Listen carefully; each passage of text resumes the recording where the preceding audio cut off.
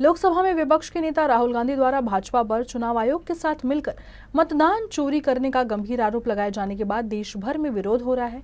महाराष्ट्र में भी महाविकास आघाड़ी अब सड़क पर उतर गई है। चंद्रपुर में विपक्ष ने मशाल मोर्चा निकालकर भाजपा और चुनाव आयोग के खिलाफ प्रदर्शन किया। चंद्रपुर शहर में इस मोर्चे की शुरुआत गांधी चौक से हुई, जिसमें बड़ी संख्या में कांग्रेस, शिवसेना, ठाकरे गुट और राष्ट्रवादी पार्टी के कार्यकर्ता शामिल हुए। कार्यकर्ताओं ने हाथों में मशालें लेकर भाजपा और चुनाव आयोग के खिलाफ नारे लगाए। इस दौरान भाजपा सरकार और चुनाव आयोग की मिली भगत से वोट चोरी का आरोप लगाया गया।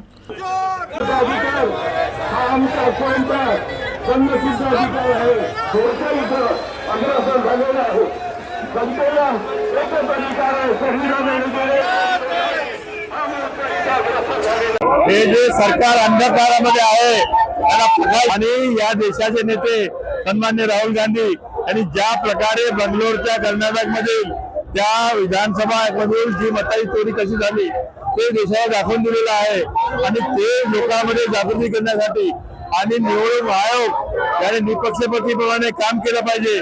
परमपूज्य बाबासाहेब आंबेडकरांनी जी राज्यघटना दिली त्या राज्यघटनेच्या अनुसार या देशाच्या संविधानानुसार पार्लमेंट चालली पाहिजे, निवडणुका चाललं पाहिजे आणि हे झोपलेलं जे सरकार आहे, जे अनैतिक मार्गाने मताच्या चोरीवर आलेलं सरकार आहे, या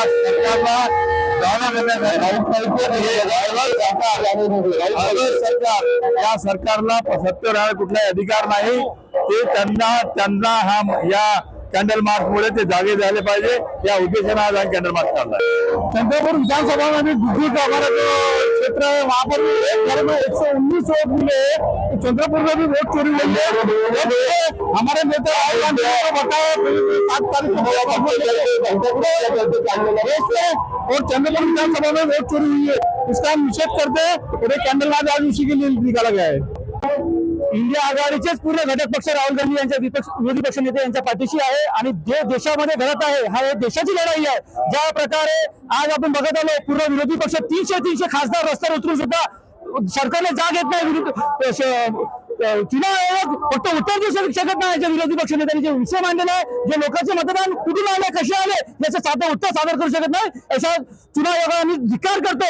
आणि येत्या काळात आज फक्त 300 खासदार जरी ते उतरले असेल, येत्या काळात पूर्ण देशाची जनता ज्या प्रकारे देशाचं स्वातंत्र्य मिळवण्यासाठी उतरली होती त्याच प्रकारे आपल्या देशात देश वाचवण्यासाठी सुद्धा रस्त्यावर उतरणार आणि त्याच्यासोबत आम्ही सगळे पक्ष जात धर्म सोडून द्या, इथं पक्षपात सोडून फक्त देश वाचवण्यासाठी सगळे सोबत राहू।